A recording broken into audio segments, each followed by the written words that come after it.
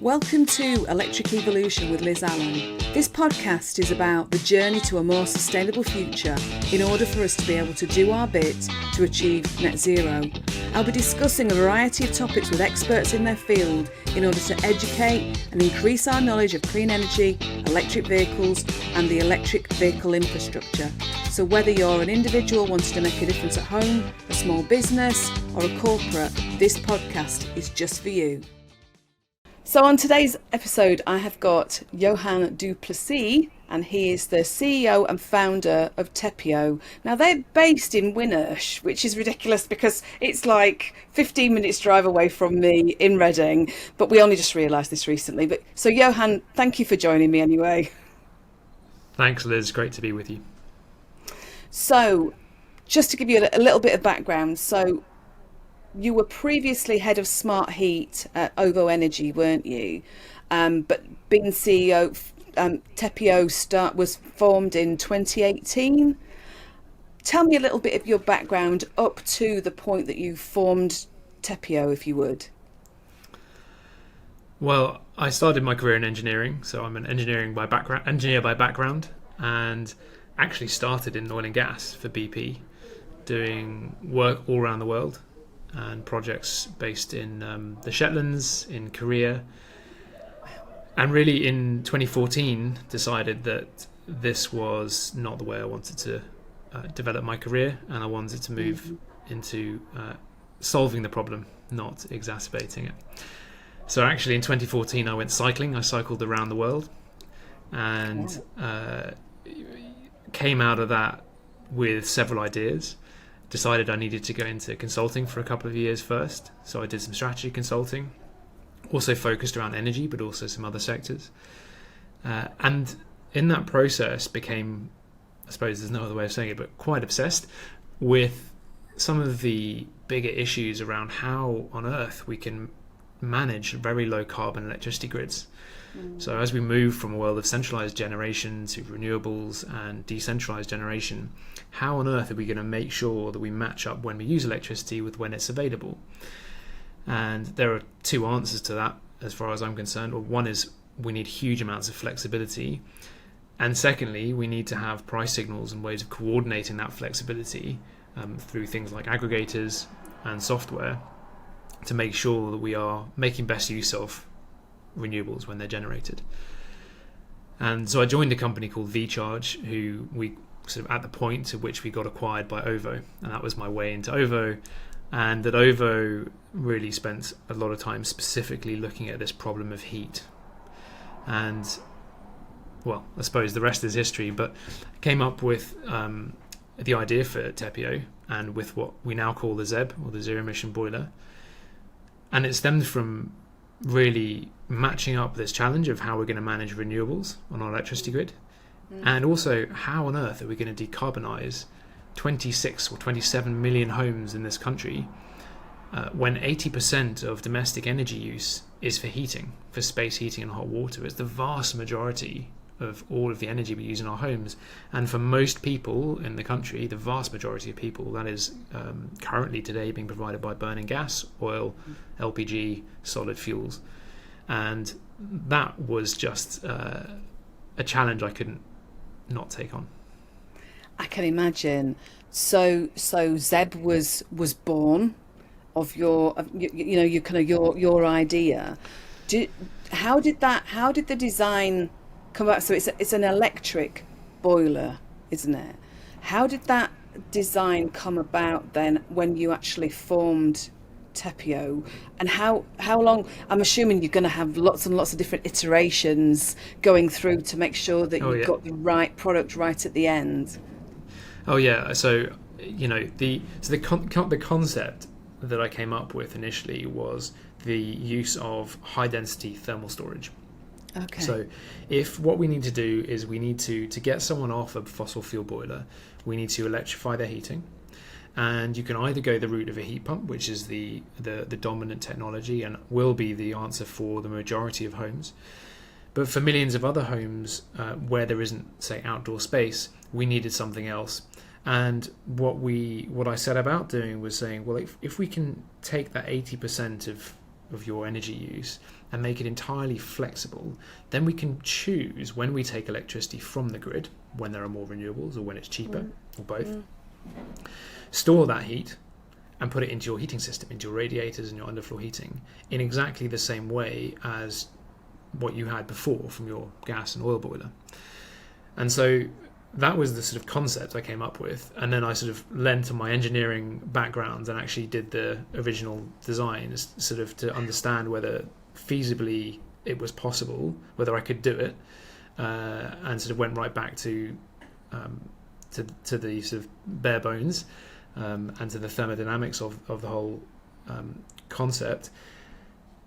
Got comfortable with the idea, couldn't get it out of my head, and then said, right, I need to start Tepeo. And I got introduced to a guy called Chris Carver, who's a bit of a thermodynamics expert, and really the two of us set about in the beginning of June 2018 prototyping, and we spent 24 months developing prototypes. We tested dozens and dozens of different thermal storage materials, different arrangements, concepts, different control methodologies, all of this sort of stuff.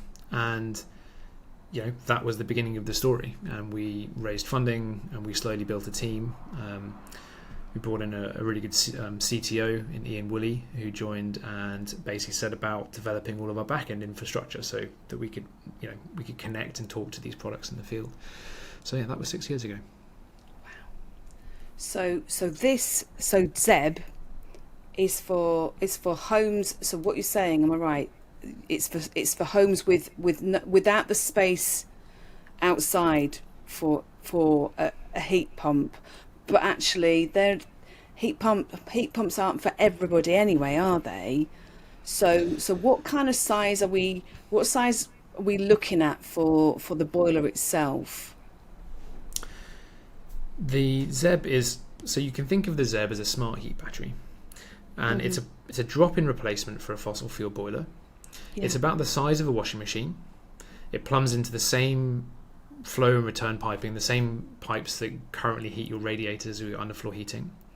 So it's very minimal changes to the infrastructure in your home. It can deliver high temperature heating, so you don't need to change radiators.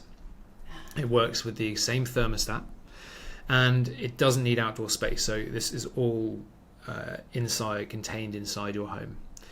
So you don't have to give away outdoor space if you have it, and if you don't have outdoor space, you can still install it. We also get rid of the flue, obviously, because you're no longer burning gas or oil, which is quite a nice sort of visual symbol to people that they are decarbonising. And really, the product is sized to suit up to the median home by heat demand, which really we think of as sort of a 2 or 3 bed semi-detached or terraced, end of terraced home. It does vary a little bit, but that's really the ideal size of home. So anything up to that size and below. Mm-hmm. And the reason we say that is because we want to be able to take electricity from the grid during the cheap times of your tariff. So if you have 4, 5, 6 hours overnight, or periods during the day when you have cheap electricity, we want to be able to exploit those periods, take electricity from the grid, store that, and put that into your home. But we need enough periods when it is cheap in order to do that. So it's literally storing. Because I remember we used to have when me and my husband first got together. I said to you I was over in Bourne End near Maidenhead, and we had storage radiators.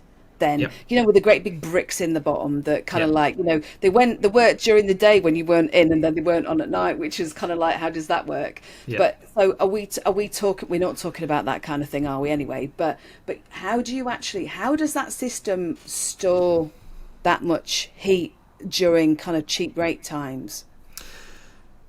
So in a way, we are talking about a similar concept to storage heaters. So the storage medium is actually fairly similar to what was in the old storage heaters. So conceptually, but where a storage heater will just charge up and then release heat into the room as it cools down, what we're doing, we have a lot more insulation around it. So 75 millimeters of insulation, or very high density efficiency insulation all the way around the product. So we're able to store that heat for a very, very long period of time.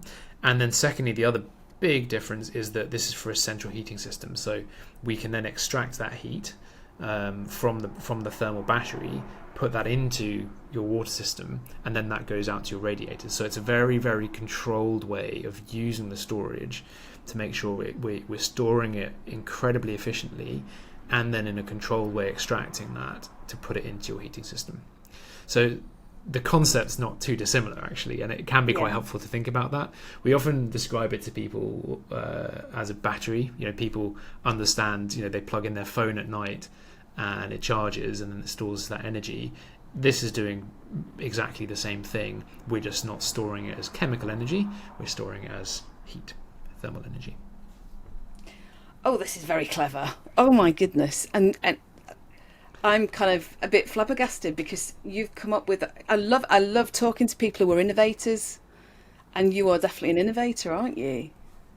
Well, I think yes, we are. We are. We are doing something which actually hasn't been done very much in the heating sector, and it is one of my bugbears actually. And one of the other reasons why I decided I needed to do this is that we had at OVO worked with various heating manufacturers and people in the industry.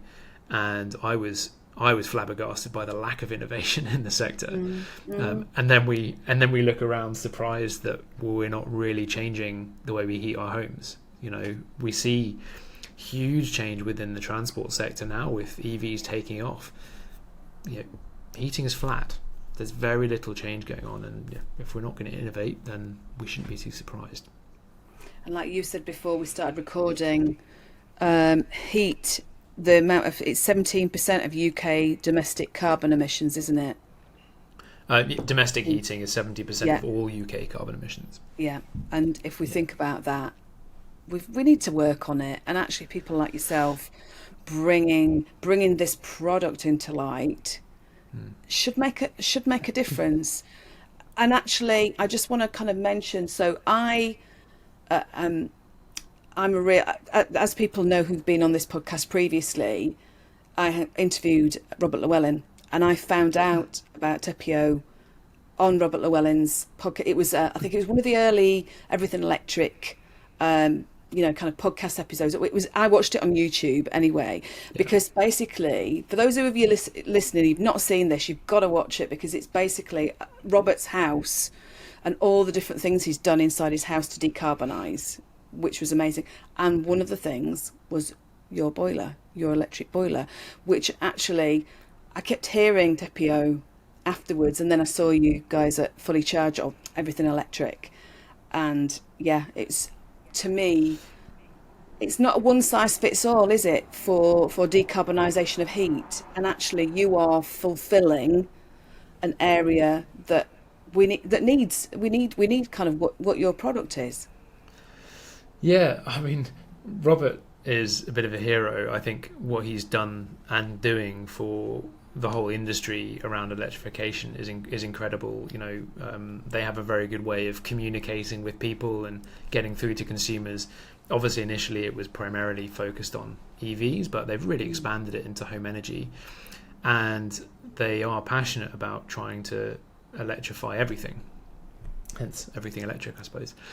But I get it. Yeah, but you're absolutely right. Look, I often get criticism from some in the heat pump sector because our product is not a heat pump, and we obviously get criticism from the gas boiler sector because apparently gas boilers are fine, or that we should wait for hydrogen, which is a crazy solution to the problem. And fortunately, it looks like the argument has basically been won there. So it's clear that we are going to have to decarbonise through electrification. But where I get frustrated is heat pumps are a brilliant technology, absolutely, but I think the industry misunderstands consumers. Consumers want choice. Consumers want to feel like they're in control of their homes. Your home is sacred. It's your personal space. When tradesmen come in, you get disgruntled if they leave marks on the carpet because it's your space, and they're changing the infrastructure in your home that you live around every day. And so to think that there should be a one-size-fits-all for heating is nonsense. And that's not to say that heat pumps shouldn't be the solution for the majority of homes, because they should be, and they can be. But there are going to be millions of homes that need something else. And in the pursuit of saying only heat pumps, we are actually making a large number of people, putting large number of people off the whole process, because they've explored getting a heat pump and been told you can't have one because of this, this and this, or it's going to cost too much. And those people are just putting in another gas boiler, which is going to last another 15 years on average, by the way. So, now you're talking 2040 before those are looked at again. So, there's just no time to mess around and think that everything can be solved by one technology. And we're not doing that. Is not doing anybody any favours at all, is it? And like you say, having that kind of ability to be able to offer consumers that the level of choice that you're talking about. This is what we need. I've said to you, the room that I sit in for this podcast, we've got a gas boiler sat here. I don't really want it to be here, and actually I would prefer to kind of change it. So actually this conversation with us is very apt for me as a consumer, and hopefully for those who are listening and watching as well. So what I was going to ask you, we've talked a little bit about kind of barriers, but what are the big barriers that you can see for heat decarbonisation, specifically maybe relating to your product or other products?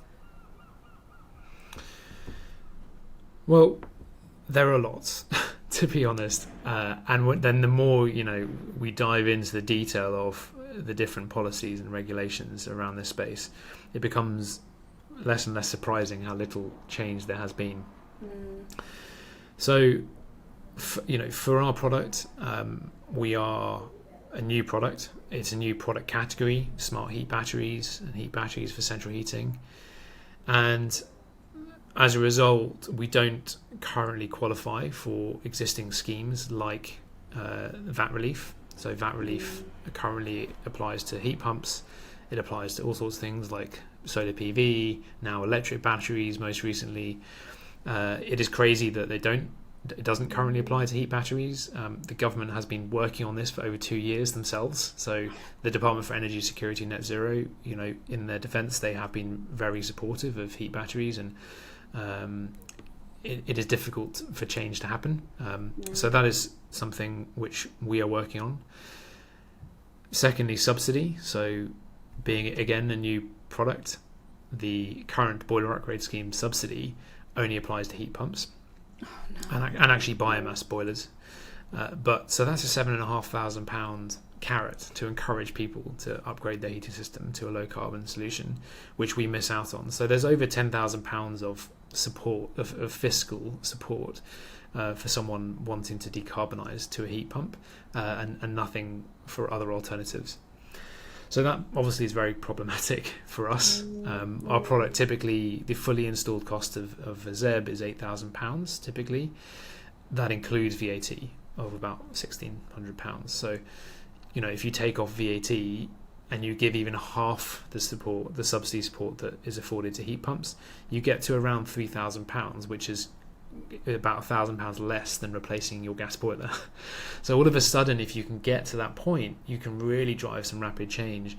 And I'm thankful to see also that the same is true of within the heat pump sector. The increase of the grant to £7,500 last autumn for heat pumps, while that doesn't help us, it makes our life more difficult in many ways. It is actually good for heat pumps because it does help to try and bring them closer to the replacement cost of a gas boiler, and that's critical.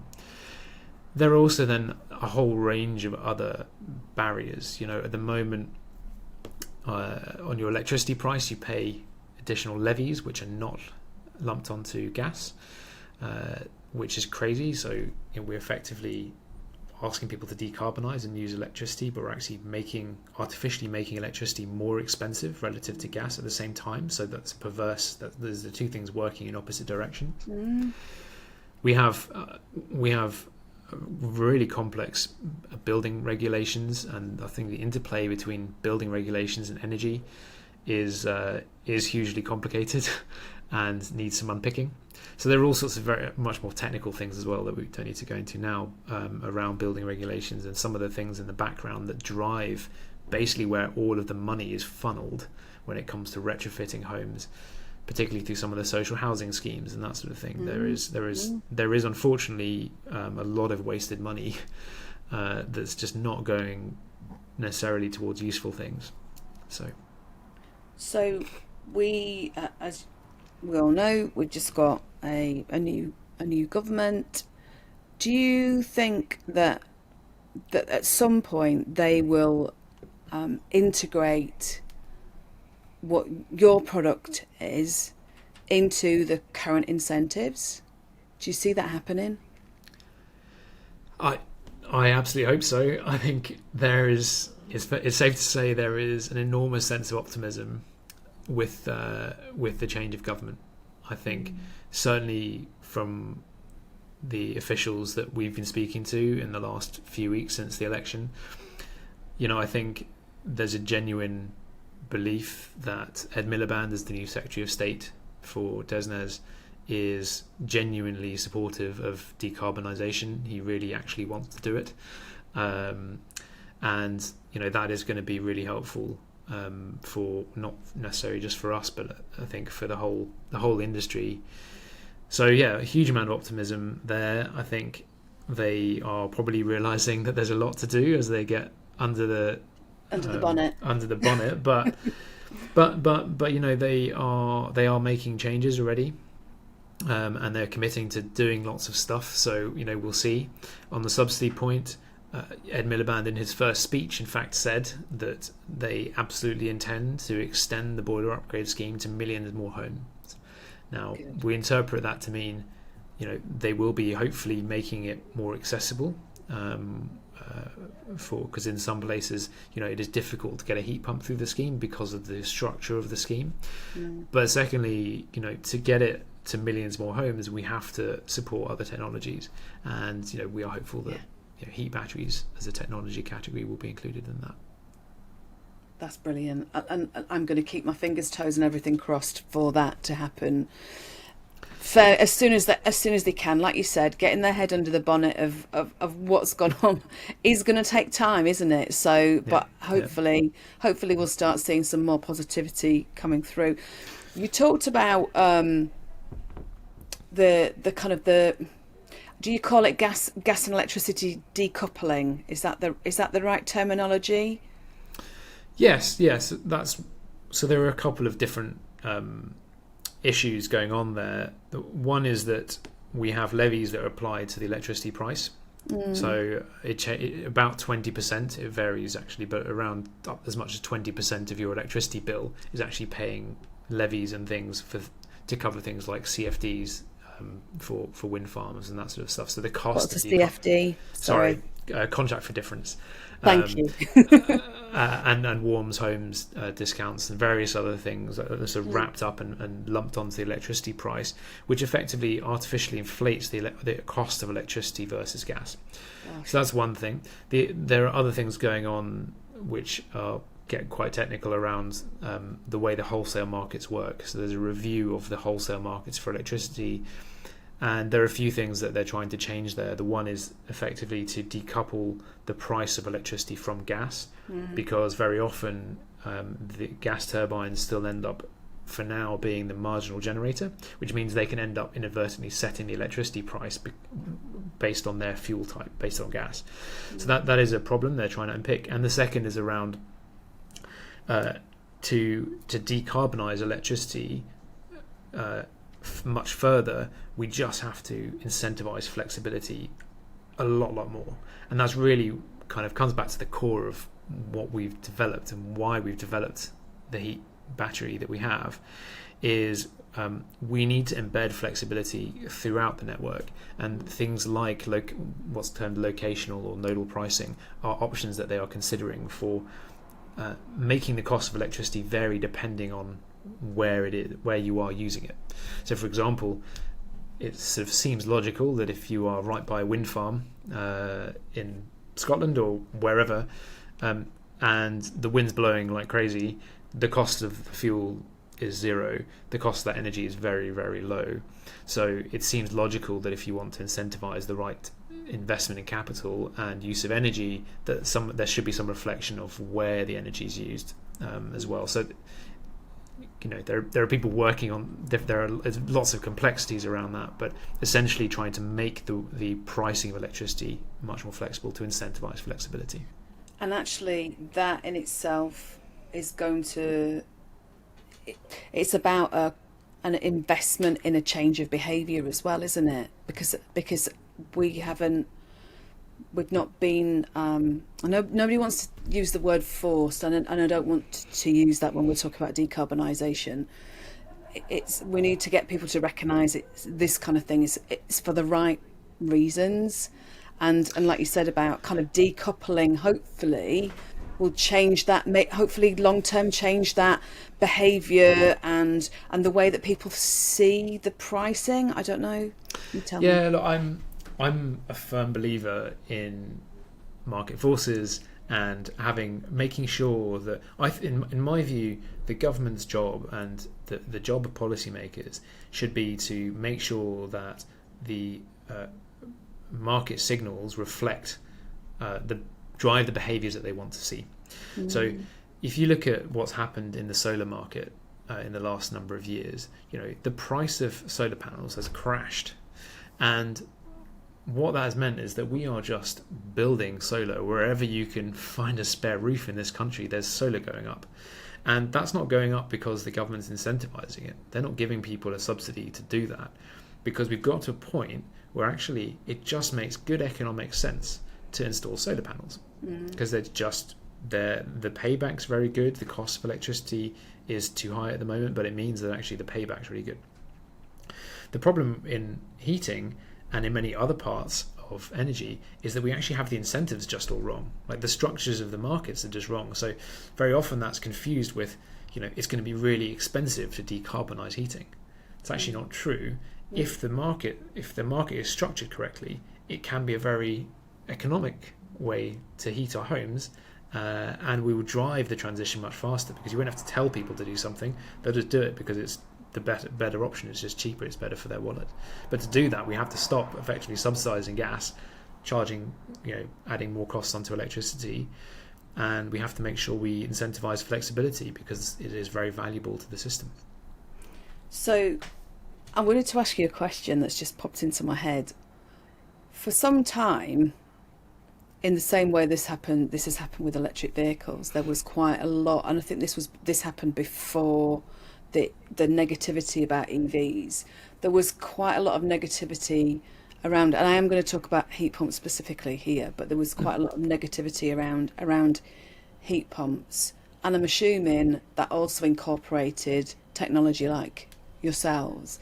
Would you say that is still a barrier now that obviously it's a barrier to your product because of the fact that they've not incorporated your types of product into the incentives, but do you still see negativity coming through about this type of decarbonisation?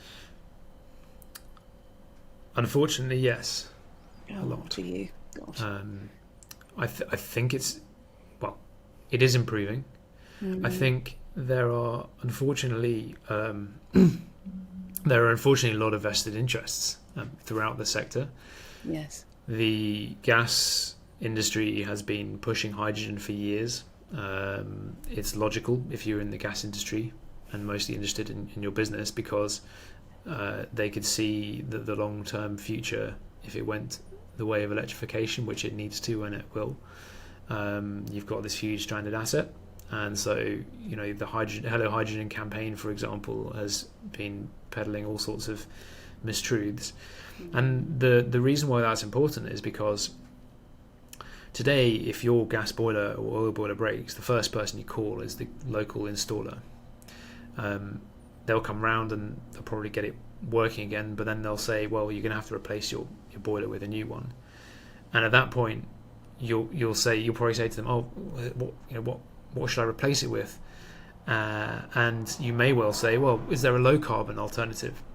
And they're first, in the vast majority of cases, they have been fed information by the gas boiler industry, obviously, for years, saying that hydrogen is going to come along, which it won't. And as a result, they say, well, don't worry about it, get this hydrogen ready boiler or get this other boiler, because we're just going to transition to hydrogen and you won't have to do anything. And so that kind of misinformation has been going on for years and doing a lot of damage. And it's going to take some time for the industry to recover and to basically re-educate many people. It's shocking, isn't it, really, if you think about this? And I was on somebody else's podcast where we would talk about a thing called poltering, and I kind of looked at, and I don't know whether, I'm assuming you've heard about the DSMOG report. For those of you who are interested, who are watching and listening, it's worth doing a little search on DSMOG, DSMOG, and look at heat pumps and see what they say about some of the negativity came out around that. But actually, we've got to push this. We've got to push decarbonisation in the way where we've been talking about, and actually, like you say, if you've had constant negativity in people's ears through the media for a long time, it is quite hard, isn't it, to break that way of thinking, Yeah, on heat pumps, on heat pumps more specifically, I mean, there I think it's a bit more nuanced, because there is a lot of negativity toward heat pumps, and I largely blame the gas industry for misinformation, and through outlets like the Telegraph that just generally don't want to change. But actually, a big part of it is that heat pumps are quite complicated. And and that is a fact. And we have, as homeowners or consumers, we take our heating for granted. It's the thing you think about. You think about once a year if your boiler breaks down. It's probably the time you think, oh, I wish my boiler's not working. Now it's the most important thing in my life because my family's having a cold shower and the house is cold. But other than that, you take it completely for granted. And as a result, we don't invest in our heating systems. So we've had decades where people don't generally get their heating system serviced. They often don't get their gas boiler serviced until it breaks down. And that has always been okay, because a gas boiler will just keep burning stuff. And it will become less and less efficient. But that hasn't mattered, because gas has always been very cheap, and it hasn't been particularly visible. When gas is 3p, does it really matter whether your gas boiler is only actually running at 75% efficiency or less? Very few boilers in this country are condensing, which they were all supposed to be now. They're all supposed to be running as condensing boilers to get 90%. It very rarely happens because people don't maintain their heating systems and they're not set up as such. So that hasn't mattered. And now if you look at transitioning to a low carbon solution, heat pumps are a brilliant technology, but they are more complicated. They do need someone who knows how to set up the system properly to get the optimum efficiency out. And while electricity is really expensive, you're going to really feel that on your pocket if your heat pump is not running at 300-400% efficiency, it's only running at 100% or 200% efficiency. So for that reason, it does mean that I think the narrative around heat pumps from the heat pump industry hasn't been consumer focused enough, and I think they could do with focusing on trying to. It is very difficult, but trying to simplify the messaging to make it easier for people to understand how to use their products. The other thing I would say is that, in my view, and this is probably a controversial thing to say, but I think the heat pump industry has also done itself a disservice by trying to over-reg the efficiency credentials of heat pumps. Okay.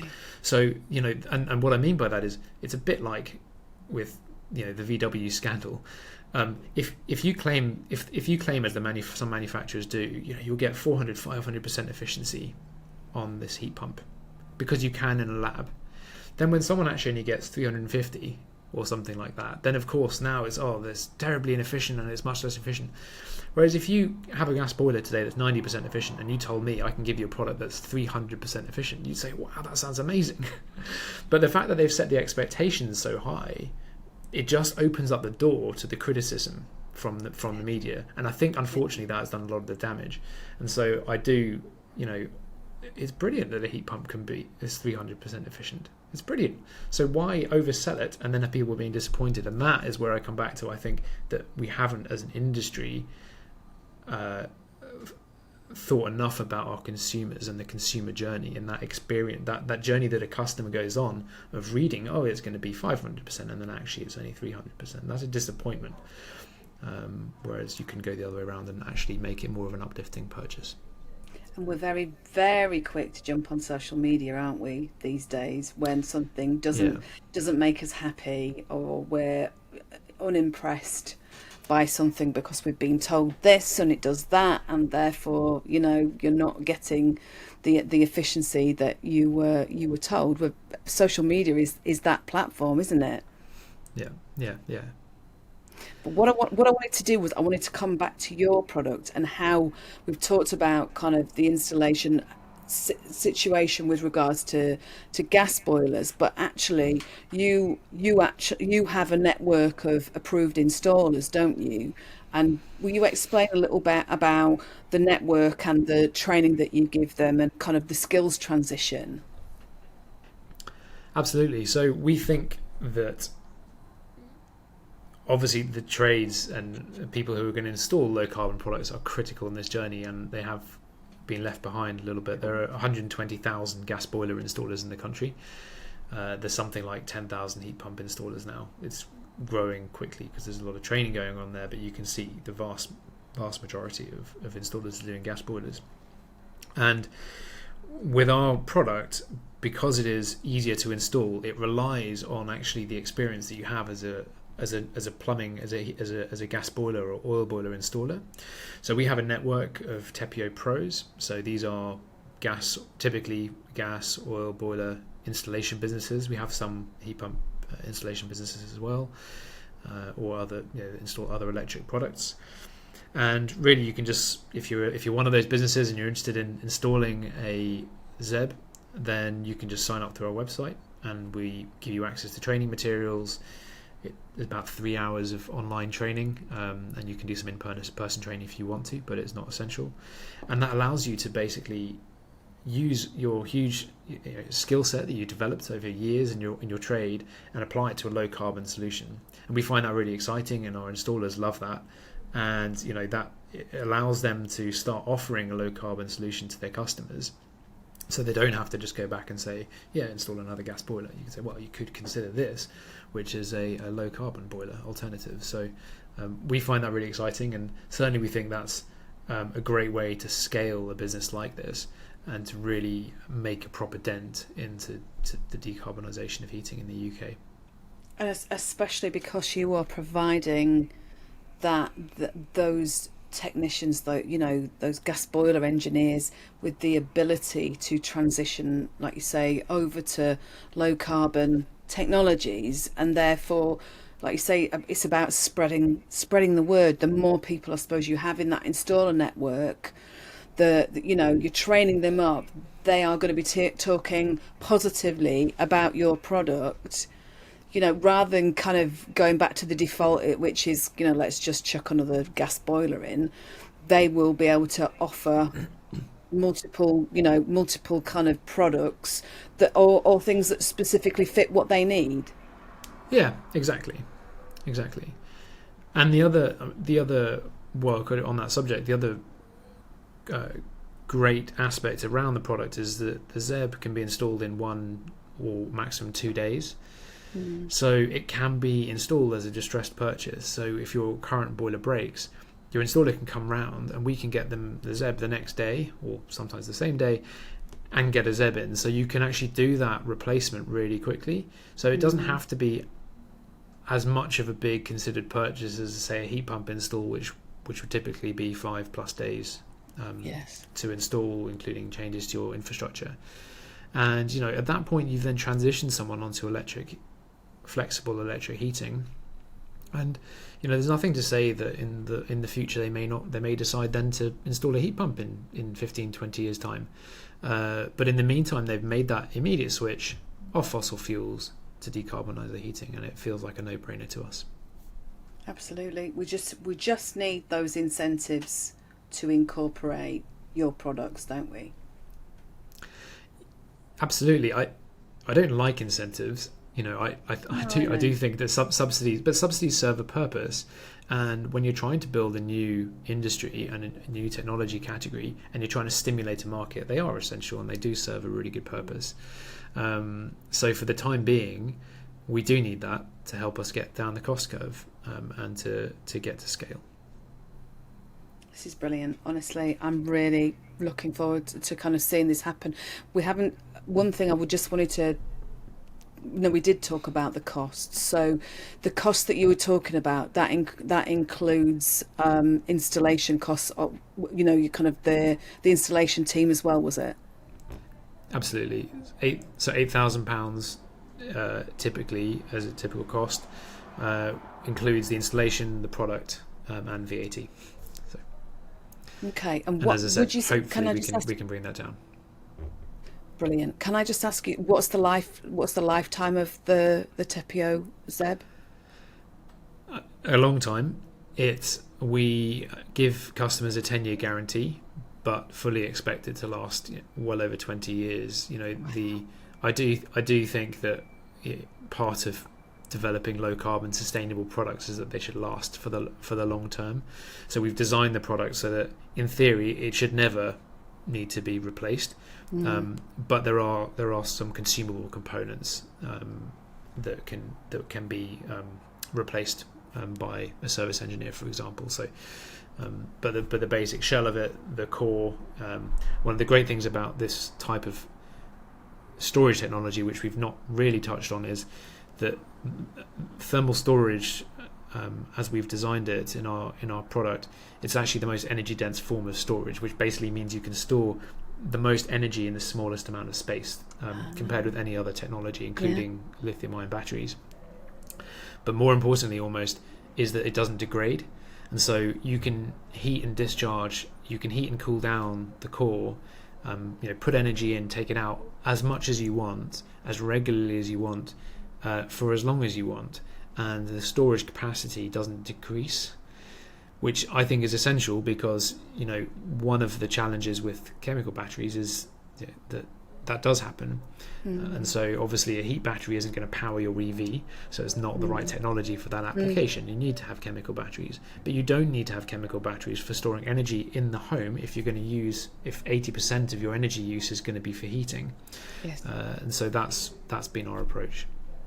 No, this is brilliant. Honestly, I really, like I say, I love this level of innovation that you've actually introduced. It's excellent. So I'm going to end by just giving your details of the website for those of you who are interested. Have a look at, so it's tepeo.com, so tepeo.com. I will also add all of the other links for you in the show notes for this as well, Johan. But I really want to see, this is a great technology that people need to start embracing. So I just wish you the best of luck with all of this, honestly. Thanks, Liz. We're really excited about it.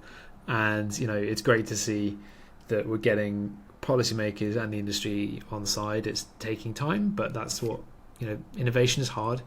Doing things that are different and that really challenge the status quo is really hard. And but we are committed to what we're doing, and we love it. So that'd be brilliant. And I'm going to have to come over and see you in Winnersh since you're so close to me. please do. This is our home. This is where all of our R&D happens. But we also manufacture our products here, and it's a cool place. You should come and see it. I definitely will do. Well, listen. Thank you ever so much for your time. It's been lovely talking to you. It really, really has, and I hope everybody's got a lot out of this conversation. So thank you very much. Likewise, thanks for your time. So to everybody else, I'm going to say thank you for listening and watching, and I will see you next time. Bye. Thanks for watching this episode of Electric Evolution. If you enjoyed it, please don't forget to hit the like and subscribe buttons to stay connected with us. And if you're inspired by our journey towards a sustainable future and want to support our mission on a monthly basis, please check out our Patreon page at patreon.com/Electric Evolution Podcast. Your support really helps us to bring the latest insights and discussions in the world of clean energy, electric vehicles, electric vehicle charging and sustainability to you. If a regular subscription isn't what you're looking for, you can always consider buying us a coffee. Just head over to www.buymeacoffee.com/Electric Evolution Podcast. Every cup helps us to keep the electric evolution moving forwards. And if you're curious about our work in the EV infrastructure sector at Full Circle Continuous Improvement, why not visit us at www.fullcircleci.co.uk to find out more. And if you want to send me a message, you can always email me on liz@fullcircleci.co.uk. And finally, please don't forget to share this podcast if it sparked your interest. And let's keep spreading the word about all of these topics that we're covering. So, until next time, see you soon. Bye!